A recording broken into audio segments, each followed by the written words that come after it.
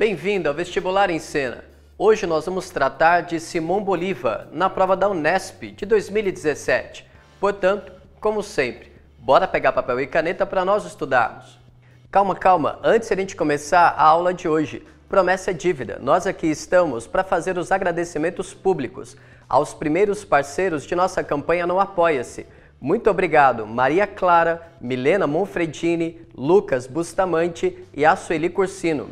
A participação de vocês estejam certos e certas. É muito importante para nós e nós esperamos que sirvam de exemplos aos novos colaboradores e colaboradoras. Um beijo e um abraço bem forte. Me diz uma coisa, você já assistiu a filmes venezuelanos?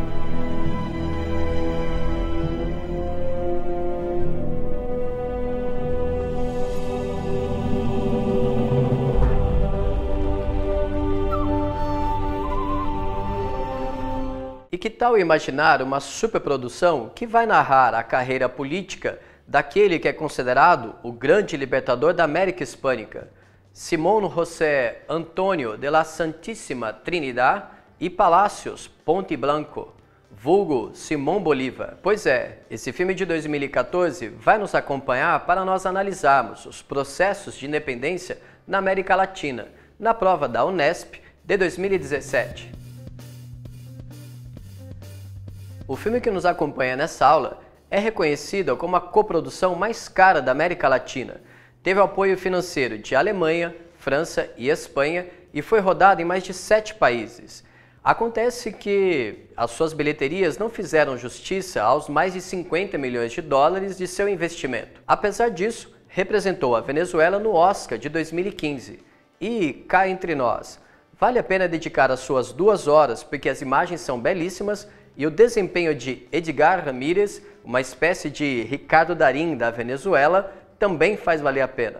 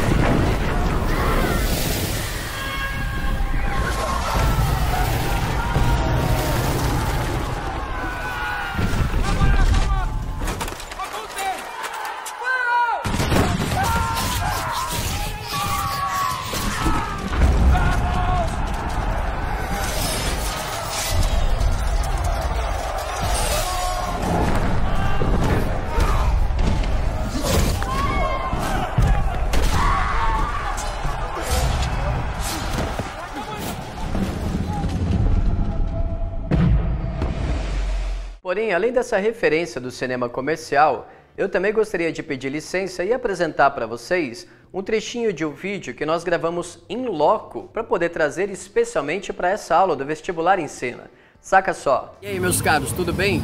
Como vocês podem notar, nós estamos aqui diante de um calor infernal, em Santa Marta, próximo de Cartagena, Colômbia, para mostrar para vocês a Praça Simão Bolívar.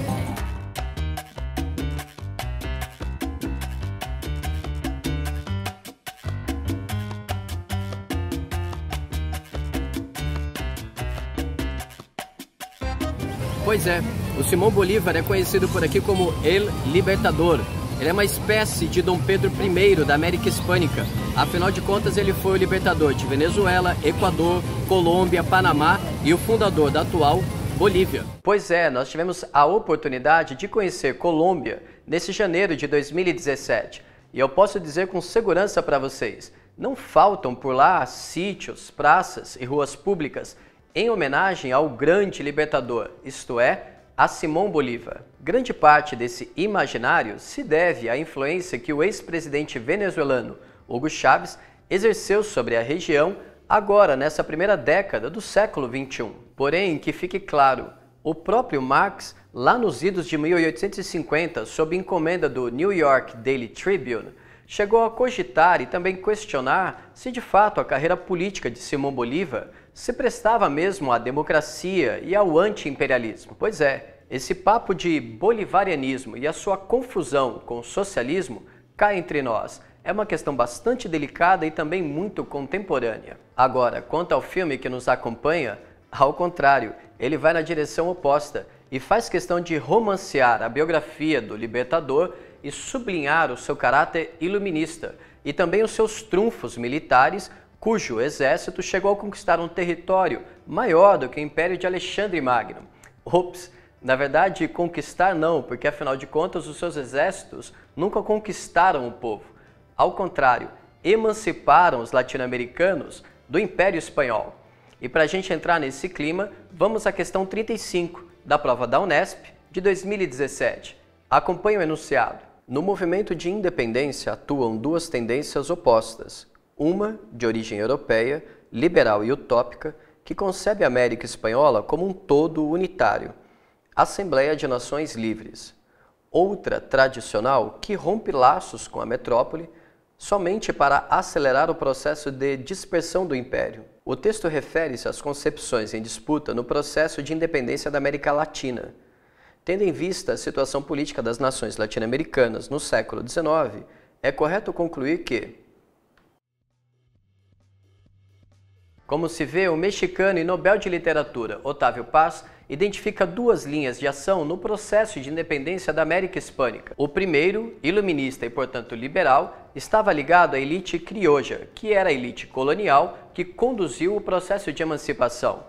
Por outro lado, também liberal, mas ligado aos chapetones, era o projeto de independência que previa somente uma ruptura com a metrópole. Vale destacar que esses dois conceitos, a elite criolla e também os chapetones, também estão presentes em seus manuais didáticos.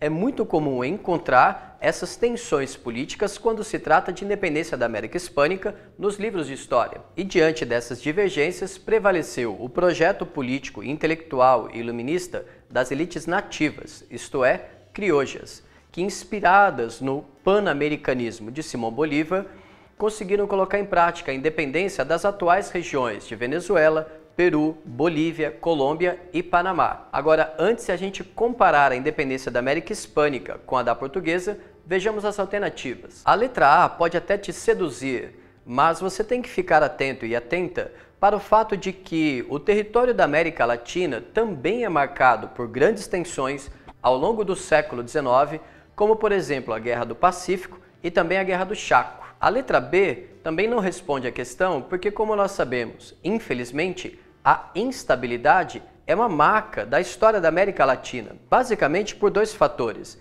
No século XIX, devido à ingerência dos assuntos ingleses e norte-americanos, e ao longo do século XX, devido aos próprios conflitos internos. A letra C também não responde à questão, porque, convenhamos, se estamos tratando de independência, estamos tratando então de rupturas históricas, econômicas e políticas, tá certo? A letra D também não responde à questão, porque, como nós sabemos, os tais interesses oligárquicos marcaram toda a história da América Latina no século XIX, e isso significa concentração fundiária e restrição de direitos. A letra E, então, responde à questão, porque, apesar da independência demonstrar uma ruptura política, as elites coloniais herdaram certas desigualdades históricas, como o caudilismo, a concentração fundiária e, como já dissemos, as restrições de direitos.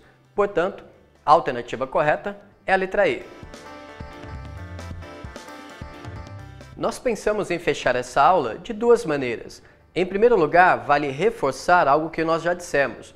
Hugo Chávez, o ex-presidente da Venezuela, foi fundamental para capturar a figura de grande líder latino-americano de Simão Bolívar e envenenizá-la com seu próprio pan-americanismo, para então surfar no crescimento das esquerdas latino-americanas ao longo dessa primeira década do século XXI. Só que isso, como nós já dissemos, vai dar pano para manga, e vamos deixar então para uma próxima aula. Por sua vez, a outra saída é uma provocação, fica por tua conta e risco. Faça aí uma enquete pública, seja na sua sala de aula ou então no seu convívio escolar, e procure saber se de fato Dom Pedro I é visto como o grande libertador do país, ou então arrisque-se e procure saber qual é o tamanho dele no imaginário dos estudantes e também da sociedade brasileira, para poder abstrair um pouco. Ou então querem um exercício ainda mais de microhistória? Procurem avaliar aí no seu material didático o número de parágrafos ou então de linhas que são dedicadas à figura de Dom Pedro. Eu aposto para vocês que é bem menor do que aquelas dedicadas a Getúlio Vargas. Bem, ficamos por aqui. No mais, nos acompanhem, mandem suas dúvidas, críticas e sugestões e lembrem-se, aqui na descrição do vídeo vocês têm todos os links para acessar os roteiros, os filmes e também as nossas listas musicais no Spotify, tá certo? Abraços fortes e até a próxima!